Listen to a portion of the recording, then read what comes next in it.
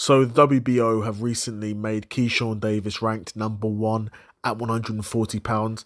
Now this comes as a decision as quite surprising to a lot of people because how can a guy who's never even fought at £140 be the number one contender recognised by the WBO? Now, sometimes in boxing, I think this is one of those examples of the wrong thing happening for the right reasons, right?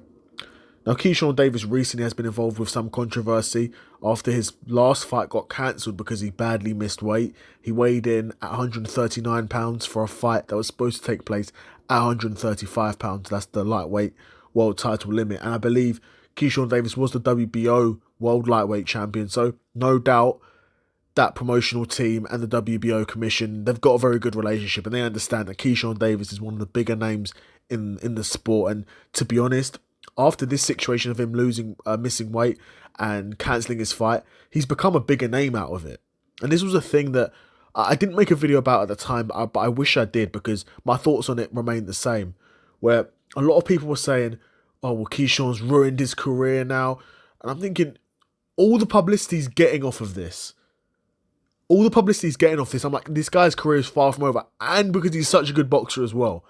And boxing is still a sport that I believe somewhat is based on merit, where it may take a long time, but as long as you get your fights and you win your fights, you can go as far as you want in the sport of boxing.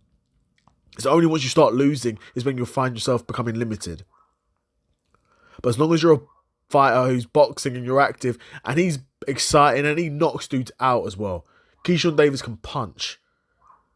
He puts his punches together really nicely, really effectively, mixes it up to the head and to the body, and gets dudes out of there.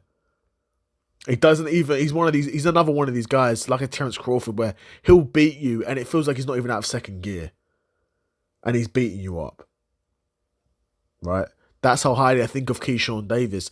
And he's now been ranked number one at £140. He's never fought £140. As good as, and as highly as I rate Keyshawn Davis, what have you done to be number one at 140? You can tell me you was a world champion at 135. You can tell me you was one of the best in the division at 135. And he was. But in theory, that should have nothing to do with £140. What you did at lightweight should have nothing to do with what you do at super lightweight. Right? On the other hand, you look at who's in the rankings for the WBO. I think he beats all those guys anyway. Do you know what I mean? Because he's that good as well. It's not like Keyshawn Davis is a hype job, in my opinion. We'll find out. You know, he's still early in his career, and he's not fought a ton of world level guys. But I feel like he's be more than capable of mixing it with those level guys. So in my opinion, for the time being, like we said, we don't truly know his level yet. But I don't think he's a hype job. So he can go in at number one. But again, who has he beating at 140? He's not beaten anyone at 140. We look at the ratings and say, yeah, he probably does beat all those guys, but you have to actually do it. You know, it is boxing at the end of the day. You can't, just because you think, and just because it's sort of general consensus that you would beat these guys, doesn't mean you have. Doesn't mean you will. Right? But that's boxing politics for you. No doubt, like I said, Keyshawn Davis and his promotional team were pushing for this. So now they can do the immediate world title shot in the WBO. Is probably what they'll be trying to do. I don't know who even is £140 champ at WBO.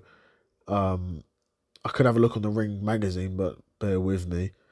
But yeah, like I said, this is an example of the right thing happening for the wrong reasons. But we'll see. Who is at 140, the champion? Teofimo Lopez. Okay, there you go.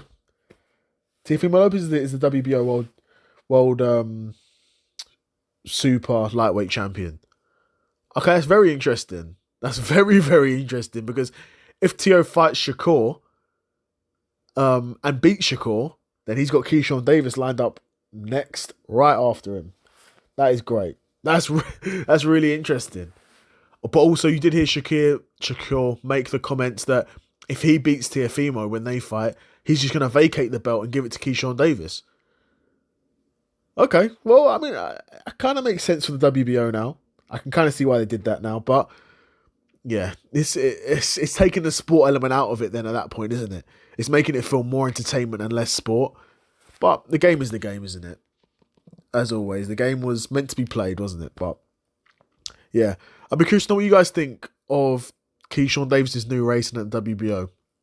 Do you think it's well deserved, or do you think it's too much businessmen and politicking, and he should have come in ranked lower and have to work his way up? But yeah, I'd be super curious to know what you guys think in the comments below. Another episode of the Seth Solo Side Quest in the bag, and I'm out. Peace.